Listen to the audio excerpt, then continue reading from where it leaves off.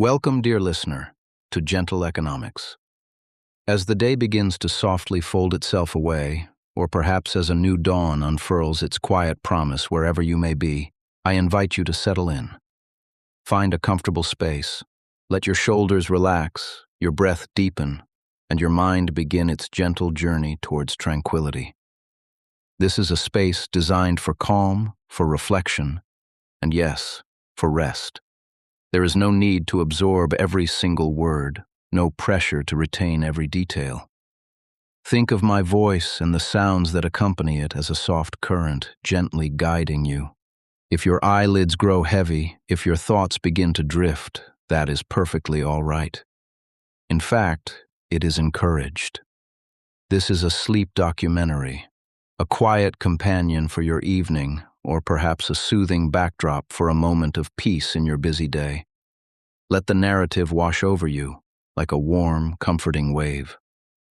Tonight, or perhaps this morning, we embark upon a journey into the quiet origins and the enduring spirit of a name that has, in its own gentle way, touched countless lives across generations.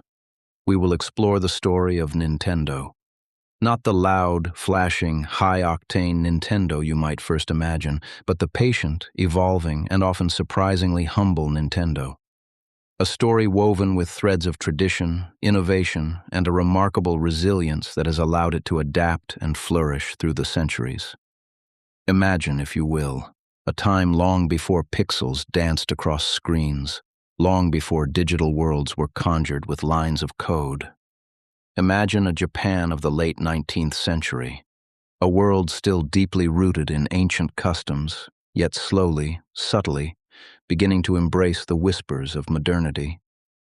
It is in this fascinating crucible of past and future that our story quietly begins. A story of craftsmanship, of simple pleasures, and of a vision that, though it may have seemed small at its inception, held within it the seeds of something truly extraordinary. We will trace its path from the delicate artistry of handmade playing cards, known as Hanafuda, to the playful whimsy of toys, and eventually to the revolutionary digital landscapes that have shaped our collective imagination. Each step of this journey we will explore with a gentle curiosity, seeking to understand not just what happened, but the quiet spirit, the underlying philosophy that guided this remarkable company through its many transformations. As we settle into this narrative, I invite you to take another slow, deep breath. Feel the air fill your lungs, and then release it, letting go of any lingering tension from your day. Allow the sounds around you to fade, and let this moment be yours. Before we delve deeper into the quiet tapestry of Nintendo's history, I would be so grateful if you would share a little piece of your world with us. In the comments below, if you feel so inclined, perhaps you could simply let us know where you are listening from tonight. Is it a quiet corner of a bustling city or a peaceful countryside retreat? Or perhaps, what time is it for you right now? Is the moon high in the sky? Or is the sun just beginning to paint the horizon with soft hues? It's a small way for us to connect, to create a gentle, global community of quiet listeners, sharing this moment of calm together. There's no rush, no expectation, just a quiet invitation to share. For now, let us simply breathe. Nintendo.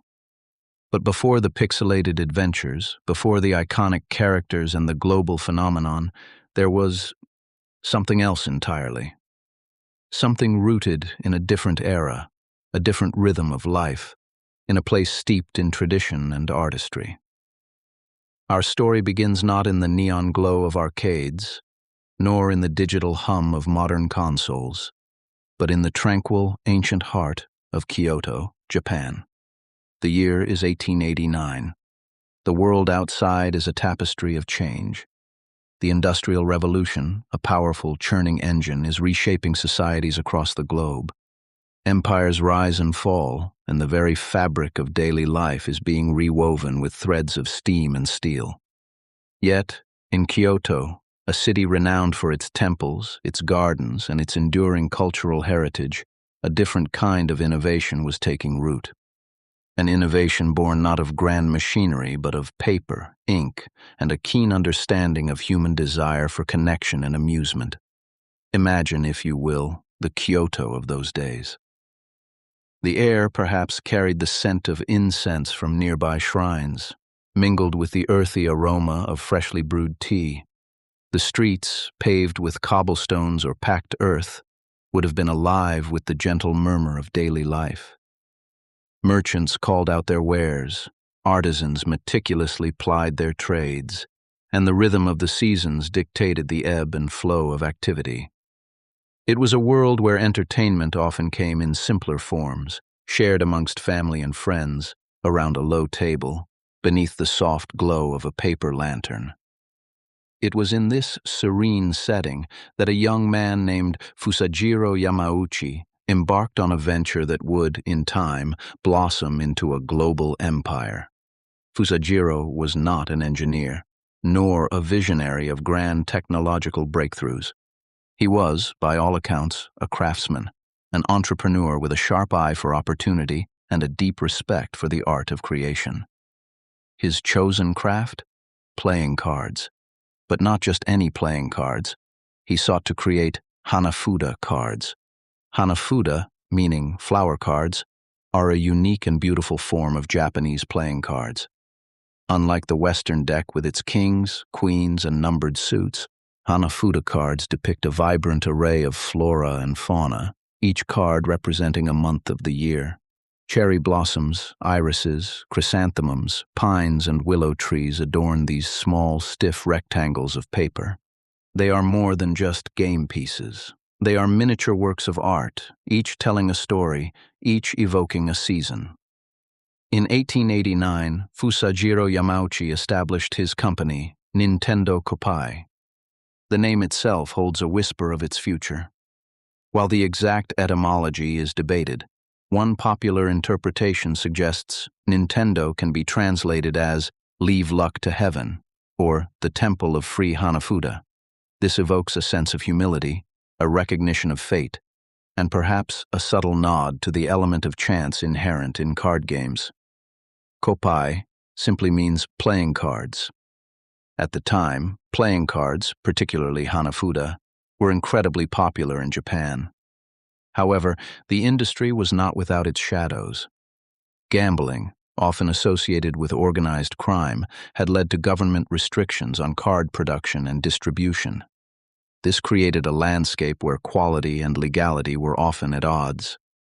Fusajiro, with his meticulous nature and entrepreneurial spirit, saw an opportunity to elevate the craft.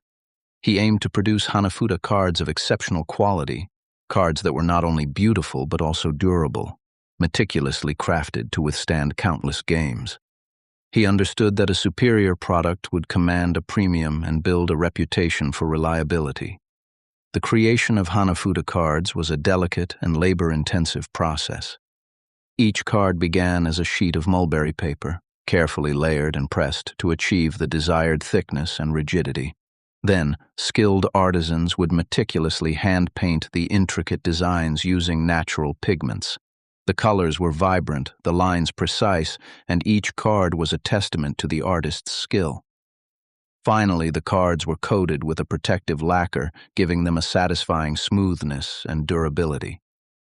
Fusajiro's vision was simple yet profound: to create the finest Hanafuda cards in Japan. He understood that quality was not just about aesthetics. It was about the experience of play, the tactile pleasure of holding a well-made card, the satisfaction of a game played with beautiful implements. The initial challenges were, as one might expect, significant. Establishing a new business, even in a thriving market, requires perseverance. Fusajiro had to source the best materials, recruit skilled artisans, and navigate the complex regulations surrounding playing card production. He had to build trust with distributors and, most importantly, with the players themselves. His early days were likely marked by long hours, careful attention to detail, and a relentless pursuit of perfection. He would have been deeply involved in every stage of the production process, ensuring that each card met his exacting standards. This hands-on approach, this dedication to craftsmanship, would become a hallmark of Nintendo's early identity. The reputation of Nintendo Koppai's Hanafuda cards began to spread, not through grand advertising campaigns, but through word of mouth, through the quiet appreciation of quality. Players recognized the superior feel of the cards, the vibrancy of the colors, the durability that meant their cherished decks would last for many games to come. Fusajiro's cards became particularly popular in the Yakuza underworld, where high-stakes gambling was prevalent. While this association might seem unsavory to modern ears, it also served as a testament to the cards' quality and their ability to withstand intense use. The Yakuza, with their discerning taste and demand for authenticity, became an unexpected yet significant early customer base. This, in turn, further solidified Nintendo's reputation for producing robust and reliable cards. But beyond the high-stakes games, Nintendo's Hanafuda cards found their way into countless homes. They became a staple of family gatherings, a source of gentle competition and shared laughter. Imagine the scene: a cool evening, the soft glow of a paper lantern, the quiet chatter of voices, and the rhythmic shuffle and snap of Hanafuda cards as families engaged in games like Koi or Hana Awase.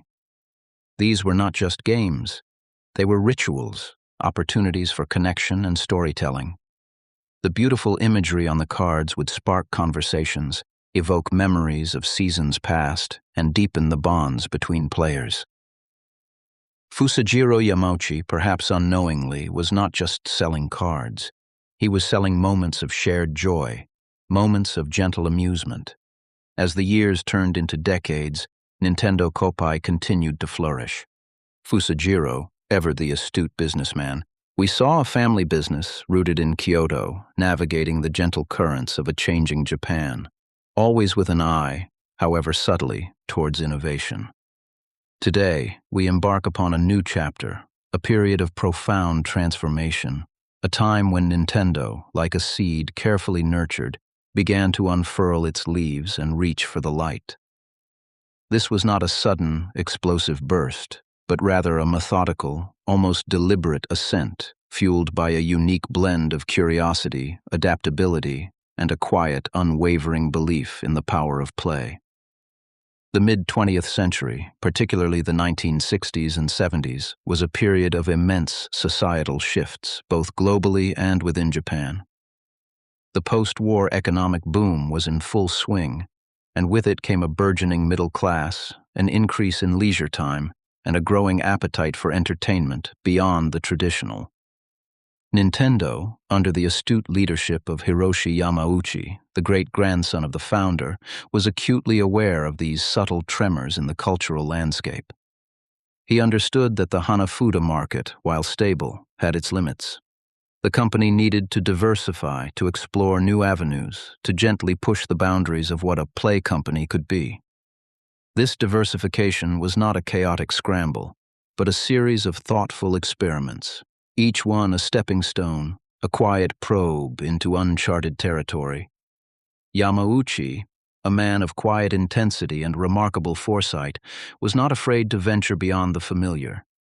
He encouraged his team to think differently, to observe the world around them, and to ask, where can we find joy? Where can we create new experiences? One might find it curious, even a little whimsical, to learn of some of Nintendo's early forays. There was the brief, intriguing venture into the love hotel business, a fleeting exploration of the hospitality sector. Then came the Chiritori vacuum cleaner, a testament to the company's willingness to tackle even the most mundane of household tasks with an inventive spirit. And who could forget the Ultra Hand, a whimsical extendable grabber, or the Ultra Machine, a pitching machine that brought the thrill of baseball into the home. These were not grand pronouncements of a new direction, but rather quiet investigations, each one a learning experience. a gentle refinement of their understanding of consumer desires and manufacturing capabilities. These early experiments, though often short-lived, were crucial. They fostered a culture of innovation, a willingness to embrace new technologies, and a deep understanding of manufacturing processes. They taught Nintendo about distribution, about marketing, and most importantly, about the delicate art of captivating an audience. Each success, however modest, and each failure, however quiet, contributed to a growing reservoir of knowledge that would prove invaluable in the years to come. The true turning point, the gentle shift in the currents that would guide Nintendo towards its destiny, began with the burgeoning field of electronics. The late 1960s and early 1970s witnessed the dawn of the electronic age, and with it, the emergence of a new form of entertainment: video games. These were not the sophisticated, immersive worlds we know today, but rather simple, elegant interactions of light and sound, often housed in large, inviting cabinets in arcades and public spaces. Nintendo, ever observant, saw the potential. They recognized that the same principles of engaging play that drove the popularity of Hanafuda cards could be translated into this new, exciting medium. It was a natural evolution, a gentle migration from one form of interactive entertainment to another.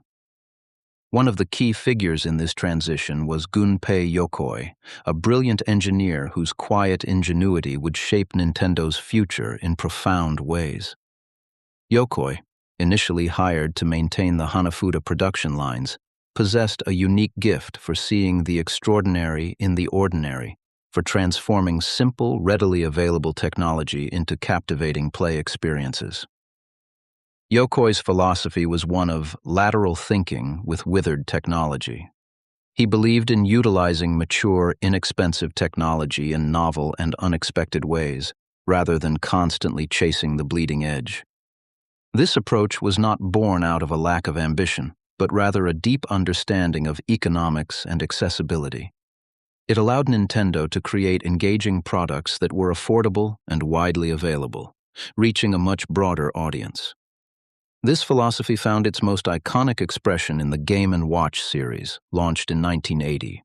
These handheld electronic games, inspired by Yokoi's observation of a bored businessman playing with an LCD calculator on a train, were a revelation. Each device featured a single game, often a simple, addictive loop of action, presented on a liquid crystal display. They were compact, durable, and most importantly, incredibly fun. The Game & Watch series was a quiet triumph. It demonstrated Nintendo's ability to miniaturize entertainment, to make it personal and portable. It introduced millions of people to the joy of electronic gaming, often for the very first time. The success of Game & Watch was not just financial, it was a profound affirmation of Nintendo's new direction, a clear signal that they had found their footing in the nascent world of electronic entertainment. While the Game & Watch captivated audiences at home, Nintendo was also making significant inroads into the bustling arcade scene. The late 1970s and early 1980s were the golden age of arcade gaming, and Nintendo, with its growing expertise in electronic design and game development, was perfectly positioned to contribute to this vibrant landscape. Their arcade strategy was characterized by a willingness to experiment, to push creative boundaries, and to collaborate with emerging talent. One such talent was a young artist named Shigeru Miyamoto, whose quiet brilliance would soon redefine the very nature of video games. Miyamoto, initially hired for his industrial design skills, possessed an innate understanding of intuitive gameplay and character design. His first major project, Donkey Kong, released in 1981, was a monumental success. It introduced iconic characters, Jumpman, the eponymous Donkey Kong, and Pauline, and a compelling narrative, even if it was a simple one. The game's innovative platforming mechanics and engaging level design captivated players worldwide. Donkey Kong was more than just a popular arcade game, it was a cultural phenomenon. It demonstrated Nintendo's ability to create compelling intellectual property, characters that resonated with players and transcended the confines of a single game. It also showcased their growing mastery of game design, their understanding of how to craft experiences that were both challenging and rewarding. The success of Game & Watch and Donkey Kong provided Nintendo with the confidence and the financial resources to embark on their most ambitious project yet, a dedicated home video game console.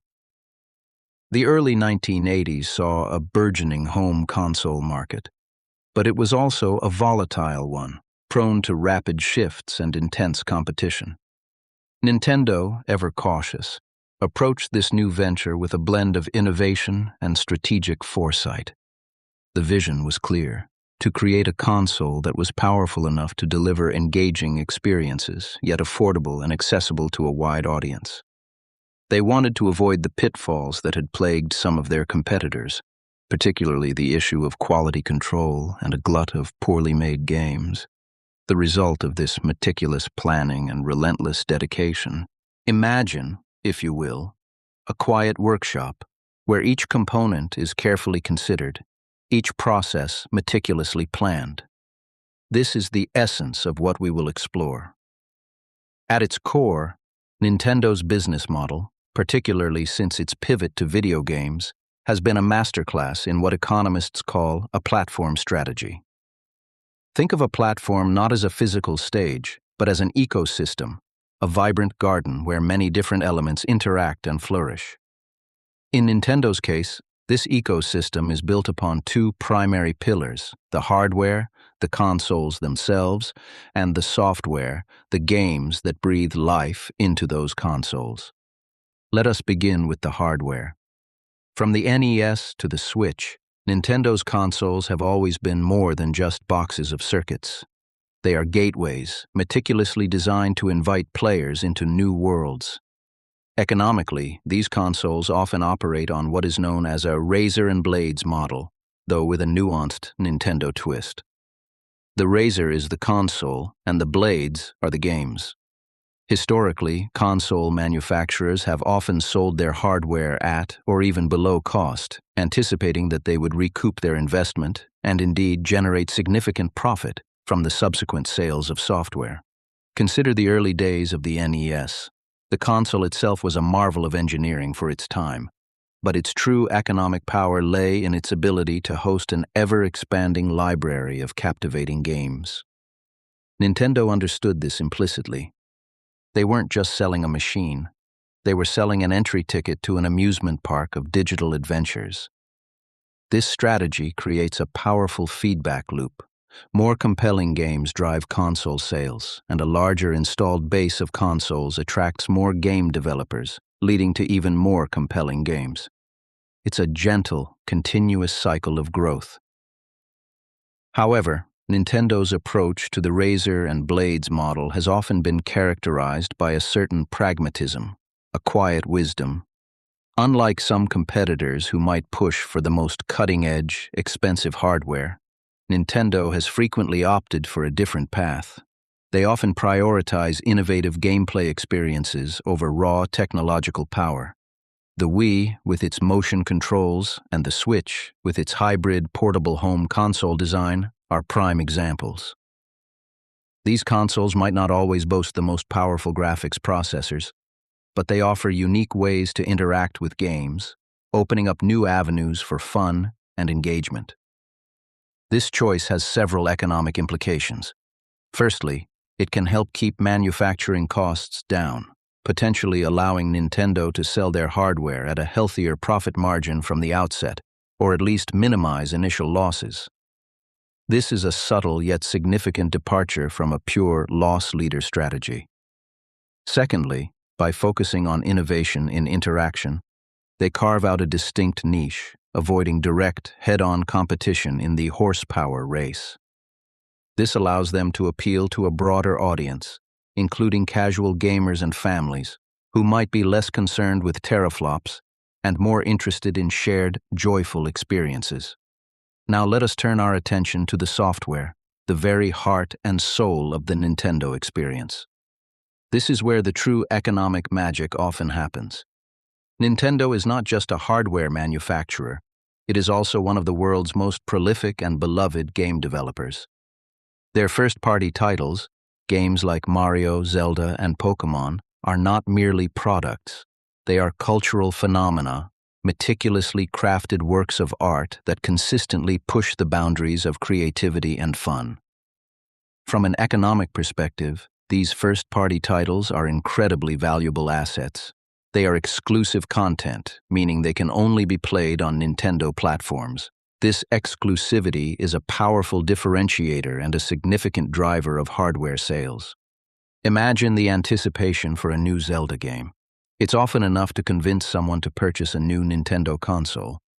This creates a strong brand loyalty and a sense of belonging to the Nintendo ecosystem. The development of these games is a substantial investment.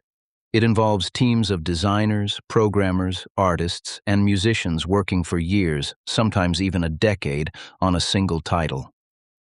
This is a classic example of research and development expenditure, but the payoff can be immense.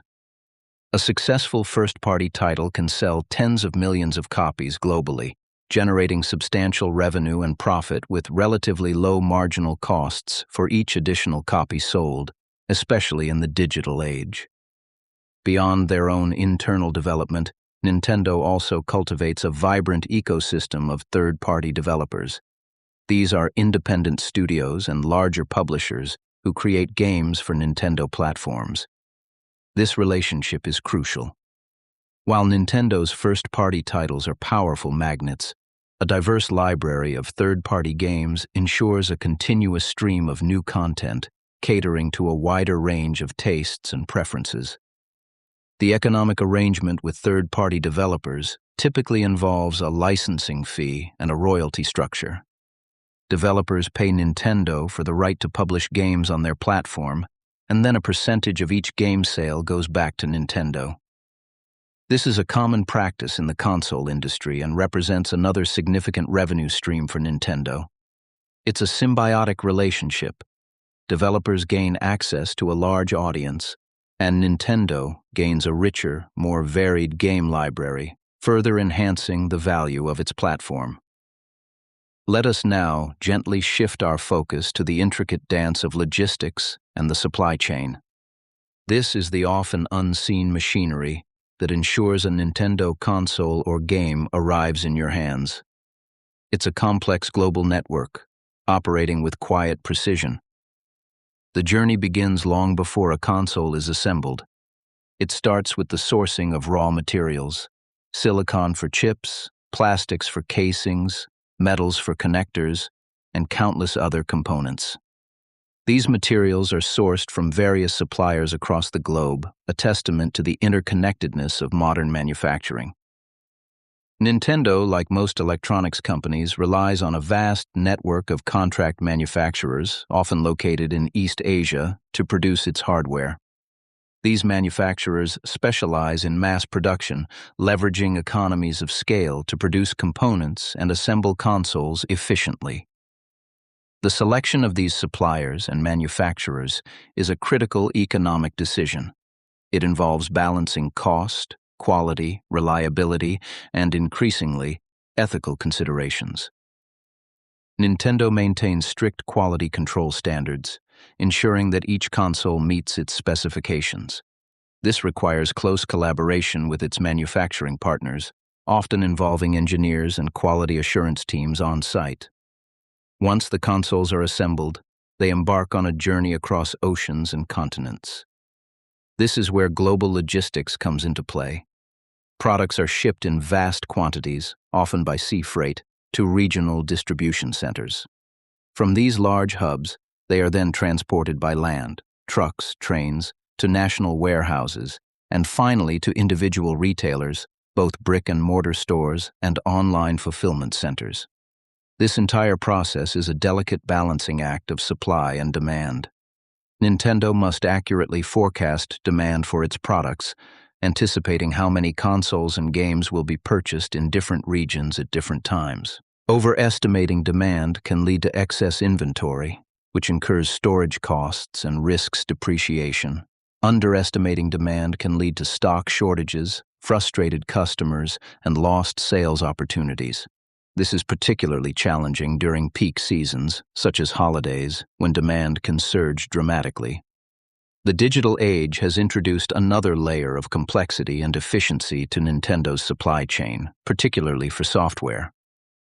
While physical game cartridges still exist, a significant portion of game sales now occur through digital downloads via the Nintendo eShop. This digital distribution model eliminates many of the logistical challenges associated with physical products. No manufacturing of cartridges, no shipping, no warehousing. It significantly reduces marginal costs and allows for instant delivery to the customer. However, digital distribution also requires a robust and secure IT infrastructure, servers, networks, and cybersecurity measures to handle the immense volume of data and transactions. It also shifts the economic model slightly, as Nintendo directly controls the digital storefront and takes a larger cut of digital sales compared to physical sales through third-party retailers. Let us consider some of the key economic principles that underpin Nintendo's enduring success. One fundamental principle is innovation. Nintendo has consistently demonstrated a willingness to innovate, not just in technology, but in gameplay and user experience. This innovation allows them to create new markets or redefine existing ones rather than simply competing on price or raw power. The Wii, for instance, expanded the gaming market beyond traditional enthusiasts to include families and older demographics. The Switch, with its seamless transition between home and portable play, offered a unique value proposition that resonated with a broad audience. This constant pursuit of novelty helps Nintendo maintain its competitive edge and justify premium pricing for its products. Another crucial principle is brand equity. The Nintendo brand, with its iconic characters and reputation for quality and fun, is an incredibly valuable asset. This brand equity has been built over decades through consistent delivery of engaging products and positive experiences. A strong brand reduces marketing costs as customers are already familiar with and trust the company.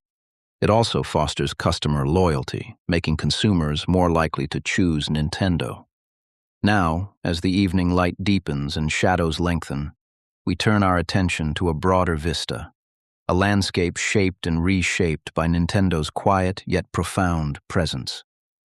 We speak now of its cultural impact. Narrator. To speak of cultural impact is to speak of ripples, small, almost imperceptible disturbances that spread outwards, touching distant shores, altering the very currents of our lives. Nintendo, in its unassuming way, has cast many such ripples across the vast ocean of human culture. It did not roar onto the scene, demanding attention, but rather it whispered, it invited, it charmed. And in doing so, it subtly, yet fundamentally, shifted how we play, how we connect, and even how we perceive the very notion of entertainment. Narrator. Consider, if you will, the simple act of play. For centuries, play has been a fundamental human need, a space for exploration, learning, and connection. Yet, with the advent of the digital age, a new form of play emerged, one that often drew individuals into solitary communion with a screen. Early video games, while captivating, could sometimes feel isolating, a personal challenge against a machine. Narrator. Nintendo, however, approached this digital frontier with a different philosophy. From the very beginning, even with its earliest arcade successes, there was an underlying current of shared experience. Think of Donkey Kong, a game that, while played by one, often drew a crowd, their collective gasps and cheers echoing in the arcade's vibrant hum. But it was with the arrival of the Nintendo Entertainment System, the NES, that this philosophy truly blossomed into a cultural phenomenon.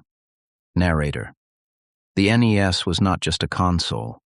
It was a catalyst for connection. Imagine a living room, bathed in the soft glow of a television screen. Two children, or perhaps a parent and child, huddled together, controllers in hand. the shared challenge of Super Mario Bros., the frantic button mashing of Duck Hunt, the strategic maneuvering in Tetris. These were not solitary pursuits. They were shared adventures, moments of collective triumph and commiseration. The laughter, the good-natured teasing, the whispered strategies, these were the threads that wove new patterns into the fabric of family life. Narrator. Nintendo made gaming accessible. It demystified the technology, presenting it not as a complex machine, but as a friendly gateway to fantastical worlds. The iconic characters, Mario, Link, Samus, they became household names, not just within the gaming community but across generations. They transcended the pixels and entered the realm of cultural iconography, instantly recognizable symbols of joy and adventure. This accessibility, this welcoming embrace, broadened the appeal of video games far beyond the niche of early enthusiasts. It invited everyone to the party. Narrator. And with this broadened appeal came a shift in societal habits. The television, once primarily a passive medium for news and entertainment, now became an interactive portal. Family evenings, once centered around shared television programs or board games, now often included a session of Mario Kart or Zelda. These were not replacements, but rather additions, enriching the tapestry of shared experiences. Narrator. Beyond the living room, Nintendo's impact extended into the very lexicon of our language. Phrases like, "It's a me, Mario," or "do a barrel roll," became ingrained in popular culture, often used playfully, even by those who had never held a controller. The concept of leveling up or extra lives transcended the game world, finding its way into everyday conversation, metaphors for personal growth and resilience. This linguistic integration is a subtle yet powerful indicator of how deeply a cultural artifact has permeated our collective consciousness. Narrator. Then came the Game Boy, a small, unassuming device, yet one that would revolutionize personal entertainment and mobility. Before the Game Boy, portable electronic games often felt like fleeting diversions, simple curiosities. The Game Boy, however, offered a true gaming experience, complete with complex narratives and enduring challenges, all within the palm of one's hand. Narrator. Imagine the long car journeys, once filled with restless sighs and "are we there yet?" Now, a quiet hum of concentration, a small screen glowing in the dim light, transporting young minds to distant lands. The Game Boy fostered a new kind of personal space, a private world of adventure that could be carried anywhere. It transformed waiting rooms, bus rides, and even school breaks into opportunities for exploration and engagement. Narrator. But the Game Boy's impact wasn't solely about individual play. It also fostered a new form of social interaction. The link cable, a simple yet ingenious accessory, allowed two Game Boys to connect, enabling head-to-head competition or collaborative adventures. Think of the playground, once dominated by physical games, now also a stage for digital duels in Pokémon or shared quests in Tetris. These were moments of shared passion, of friendly rivalry, and of forging new connections over a common digital ground. Narrator. Pokémon, in particular, was a phenomenon that transcended gaming entirely. It was a global cultural explosion, igniting a passion for collecting, trading, and battling that swept across continents. The animated series, the trading card game, the merchandise, all of it stemmed from the humble Game Boy cartridges. Pokémon taught a generation about strategy, about friendship, and about the thrill of discovery. It fostered a sense of community among its players, a shared language of creatures and elemental types. It was a testament to the power of a well-crafted world, capable of capturing imaginations on an unprecedented scale. Narrator. Nintendo's influence also extended into the realm of technology and innovation. Their willingness to experiment, to sometimes zig where others zagged, pushed the boundaries of what was possible in interactive entertainment. The Wii, for instance, was a bold departure from the horsepower race of its competitors. It prioritized intuitive motion controls and social play, inviting a whole new demographic into the world of video games. Narrator. The Wii broke down barriers. Grandparents found themselves swinging virtual tennis rackets. Families gathered for bowling tournaments in their living rooms, and friends engaged in lively dance-offs. It was a console that fostered physical activity and intergenerational play, proving that video games could be more than just a sedentary pastime. It challenged preconceived notions and demonstrated the immense potential of interactive technology to bring people together, regardless of age or prior gaming experience.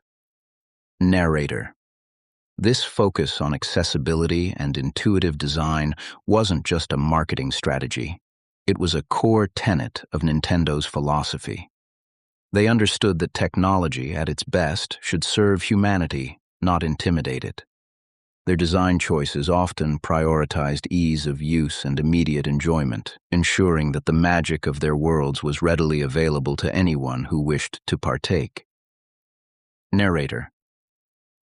Economically, Nintendo's impact is equally profound, though perhaps less overtly dramatic than its cultural ripples.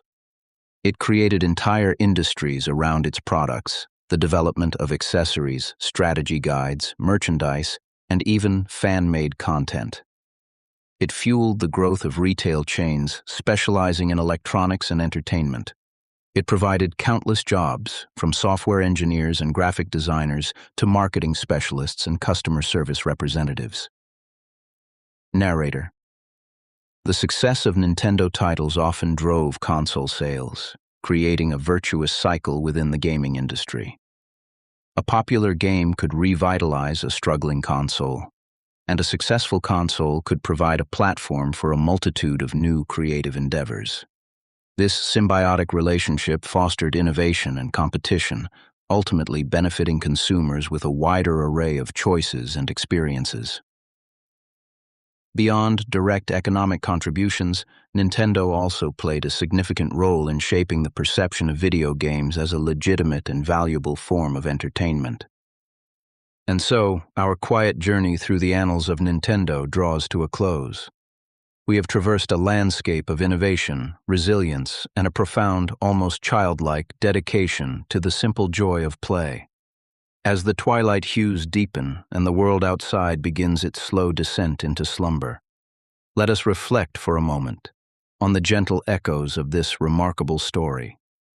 We began, you may recall, in the quiet, lantern-lit workshops of Kyoto over a century ago. A time when the world moved at a different pace, when craftsmanship was paramount, and the intricate art of Hanafuda cards was a cherished pastime. Fusajiro Yamauchi, with his meticulous hand and discerning eye, laid the very first stone of what would become a global phenomenon. It was a humble beginning, born not of grand ambition, but of a desire to create something beautiful, something engaging, something that brought people together around a table, sharing laughter and quiet concentration. The scent of paper, ink, and wood lingering in the air, a testament to a legacy built on tangible artistry. From these delicate cards, we saw the gentle unfurling of a company's spirit. Hiroshi Yamauchi, a figure of quiet determination, steered Nintendo through a tumultuous mid-century. He sought new horizons, not with a clamor, but with a thoughtful exploration of possibilities.